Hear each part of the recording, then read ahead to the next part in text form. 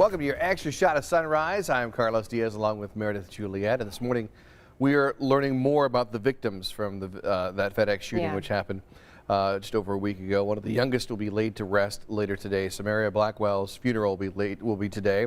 She was just 19 years old, one of the 8 victims killed.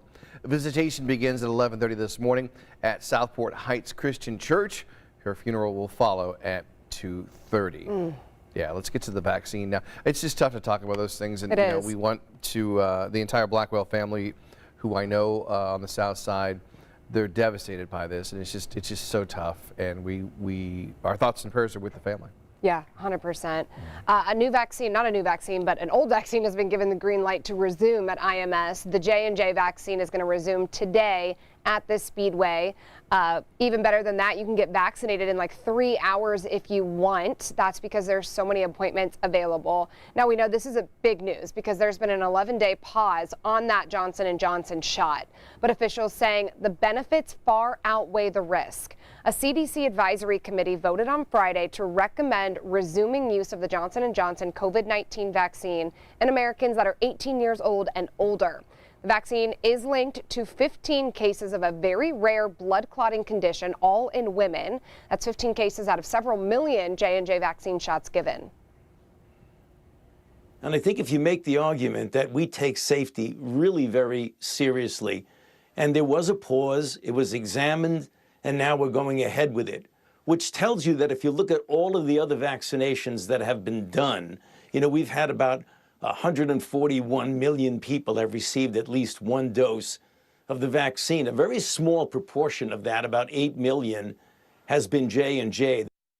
The Indianapolis Motor Speedway is ready to get more shots into arms. They are opening back up their clinic. It runs today and through at least Friday. Will maybe be expanded if there is demand for that. You can do so by heading to ourshot.in.gov. We were checking this a little bit ago. I mean, they have appointments starting at like 9:10 this morning. So if you want to get vaccinated and you're comfortable with the Johnson & Johnson vaccine, which has been, proven to be safe, obviously, though, with that risk, so that's something you're going to have to weigh on your own. They have available appointments starting literally in a few hours. Now, on Friday at the Speedway, it's Family Day, and they're offering the Pfizer vaccine, and that's the only vaccine that's been approved for 16 and 17-year-olds. So if you have some teenagers who'd like to get vaccinated, you can go online and sign up right now for an appointment on Friday. There's a ton available, so that's all, again, ourshot.in.gov. And just for everyone, just to repeat those numbers, over 8 million people have gotten the Johnson & Johnson shot, and there were 15 adverse side effects. 8 million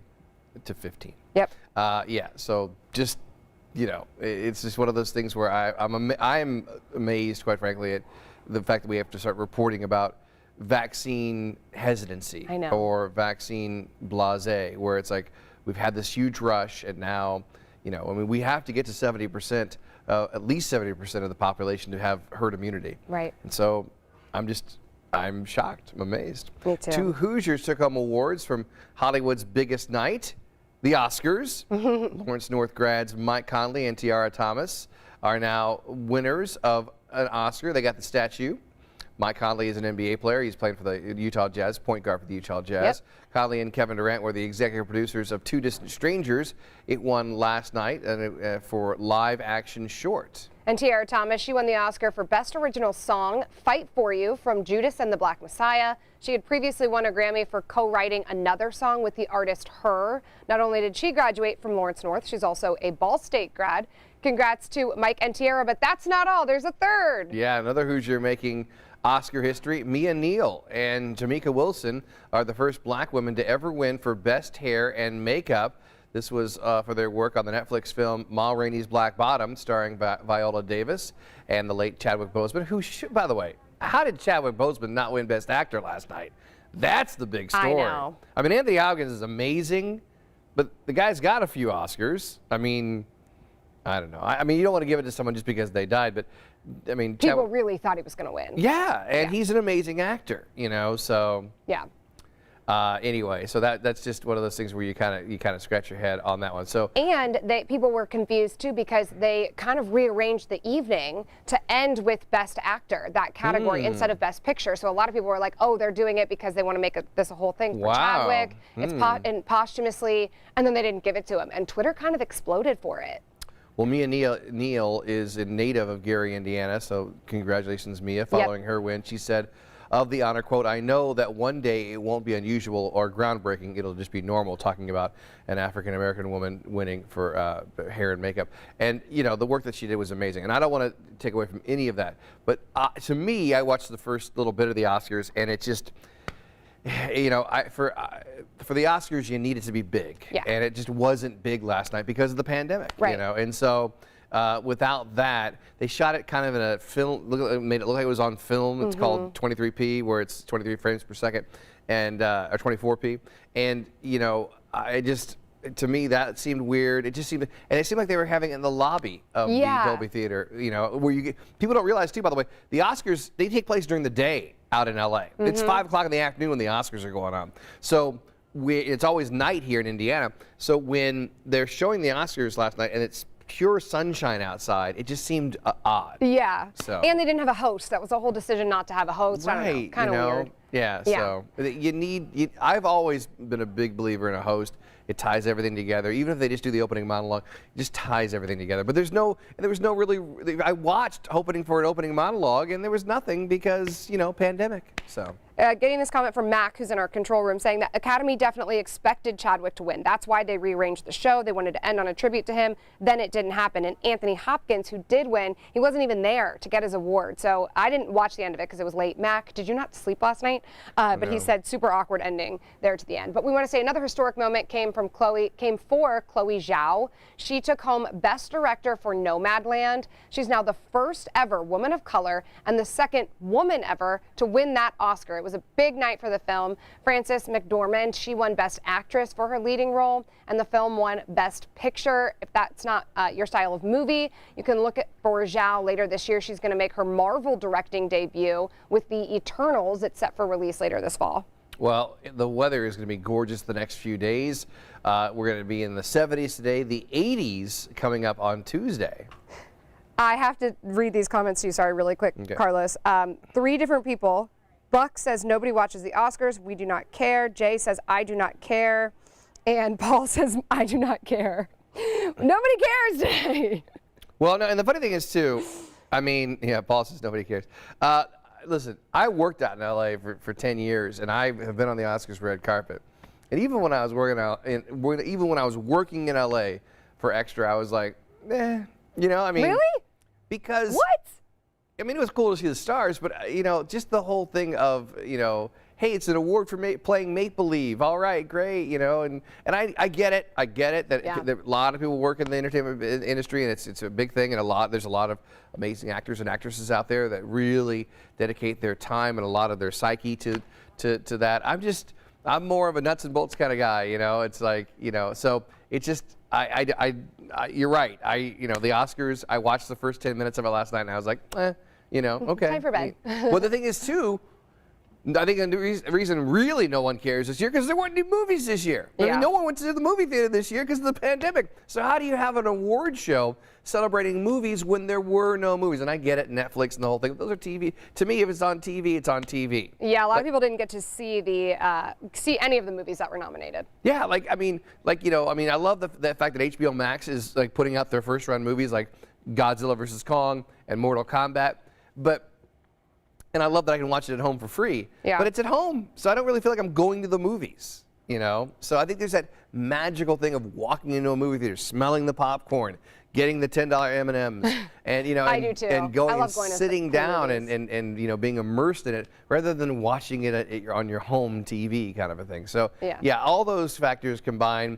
with the fact that I think there's a lot more important things going on in the world right now than here's a statue for playing make-believe. I mean, we have a lot of important things going on that I agree. I'm with the people who are like, I don't care. All right. But I do care about, what I do care about are Hoosiers winning, and I care about people of color breaking that barrier and breaking that glass ceiling. Yeah. So that's good stuff. Me too. All right, with the weather warming up this week, you can take in the beautiful sights of spring. There are spring blooms right now at Newfields, which is so exciting. Features 200,000 bulbs, everything from daffodils and orchids to peonies to redbuds. Visitors, you do have to mask up. There's an outdoor check-in process. Make sure you have your credit card because it is credit card only payment. We have all the information if you want to head to Spring Blooms at Newfields at WTHR.com. It's beautiful. The pictures of that are stunning. There you go. A new burger joint is opening up after years of prep in central Indiana. The wait is over. I care about this.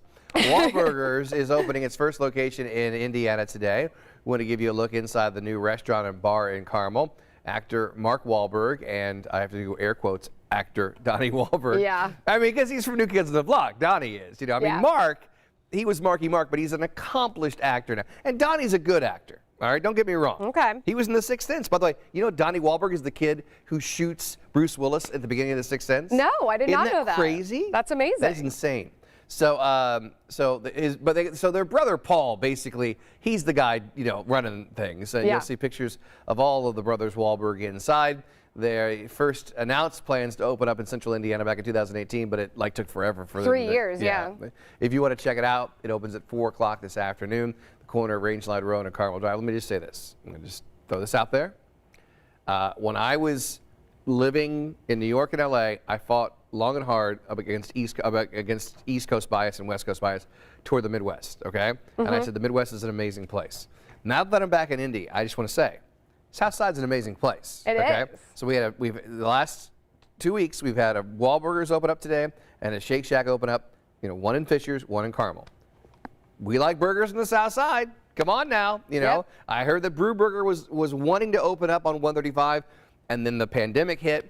You know, and that's a shame because Brew Burger is delicious. Yeah. So let's get some, hey, you know, South Side, let's get some gourmet places down there, please. We have people, we have mouths to feed with gourmet burgers, please, you know. So I'll give you my money. Just bring it down here. I don't want to drive all the way to Fishers for Shake Shack. Please open a Shake Shack in Greenwood or Franklin or Whiteland or whatever, you know. I love that. So. All right, well, we're showing the town of Cumberland a little love this morning. An artist who was living in Los Angeles was chosen to paint a mural here in Indiana, and she moved her life back here so she could do it. Take a look.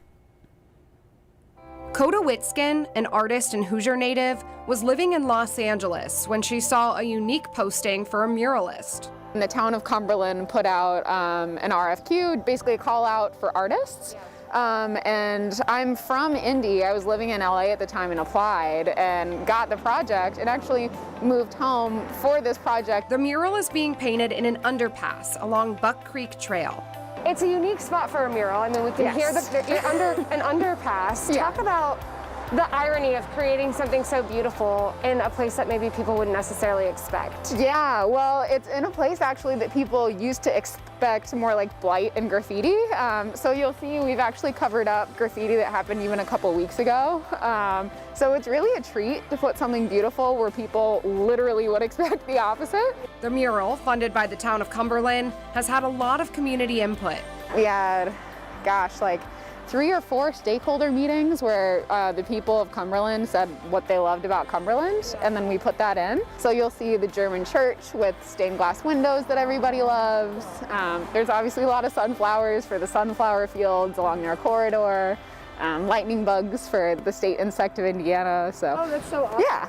How do you keep it from getting graffitied, like while you're in the process of doing it? Yeah, so surprisingly, the graffitied areas are almost never where I've already painted. It's in the open areas, so even here we've had graffiti 2 or 3 times in the last couple years, which stinks, but it's all on plain white. People kind of psychologically don't usually want to mess up art that they like. Once the mural is done, they plan to coat it with a high-power sealant, so if it is graffitied, they can just power wash it off. Coda says she hopes the mural becomes a source of comfort and relaxation for people. So I hope when people walk through this tunnel, it's just a bit of an out-of-world experience, like even 5 seconds to forget all of the stress and be like, you know what, this is beautiful, it's gonna be okay, I have a positive day, let's do this together. Comment on this. Lauren says art is so peaceful, and that really is. I mean, it's not, you wouldn't think of it as a peaceful spot. You're under US 40. I mean, the cars are flying by, you've got big trucks on that road, and then you go under this underpass, and it's like the most unexpected, beautiful space, which I think is so cool. And it does exactly what she hopes it would do. It kind of takes you out of yourself, out of your worries for just a second to be like, wow, what is this? Who did this? Interestingly, Carlos, she has had 3 people call the cops on her because they think she's graffitiing. Right. So she's had people come, and then she has to explain to the cops, like, no, this is my day job. I paint. I'm like been, what's it called when you've been hired to paint something? I've been, whatever the word is. Commissioned. Contracted. I've been contracted to do this. But yeah, kind of interesting. Well, and that's the thing, as we shared earlier, when I was living in LA, they would actually, and they made a big deal about it. Yeah. They would take people who were taggers, you know, people who were graffiti artists who would tag things normally, Yeah. and they said, okay, we're gonna say, hey, here you go. You know, and the great thing was they'd make these amazing murals, and no one would touch them because the tagging community knows, you know, everybody's art. Right. And they're not going to do that. So it was a great way to stop graffitiing because, you know, no one wanted to graffiti over a fellow graffiti artist's really good looking work. Yeah. I So- think the word I was thinking of is commissioned. I think Jen just yelled it from across the newsroom. That's what I said. I said Oh, commission. you said commissioned? Sorry, didn't there hear you you. Yes, commissioned. But yeah, such a cool story, and Coda's a great artist. So glad we got to highlight her, Carlos. Before we say goodbye, I don't think I'm ever going to have a chance to tell this story again. Do you want to hear my Wahlberg story? Absolutely. So and it's a cautionary tale too. It taught me a lot about celebrity. So when I was a sophomore in college, 1990 at IU, Okay. I was dating a Colts cheerleader, and there was a Monday Night Football game, and I came up to see her and to watch the game. Yeah. And the New Kids on the Block were performing the next night. They'd actually sold out Market Square Arena 2 nights in a row. Okay. Wow. 2 nights in a row. So they were at the football game. So Jordan Knight starts hitting on my girlfriend, and so I went down to the field afterwards, and my girlfriend goes, "Hey, Jordan wants all of us to go out, you know, for drinks and fun." Oh my after." gosh. And I'm like, "Sure." And then he looks at me like, "Oh, your boyfriend's coming." So then he went to another cheerleader, and so like basically like a group of like 5 cheerleaders and me and the New Kids on the Block went out one night and had fun. Okay? That's so fun. So it was a lot of fun, and I'm hanging out with Joey McIntyre and Jordan Knight and whatever. And it was like celebrities, like, wow, Taste of Celebrity, I mean, and these guys at the time were like the Beatles. Yeah. And so then they went and they played 2 sold-out shows. And by the way, see, I skipped over what happened the rest of that night. But anyway, so 3 years later, I'm out of college working for WZPL, and the New Kids on the Block come back to town. And I'm like, oh, this is going to be so cool. And they said, do you want to interview them? I said, yes. They performed at Warren Central High School. What?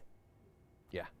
Warren Central High School, which, by the way, has a great auditorium. Yeah. Has an amazing, couldn't sell the place out.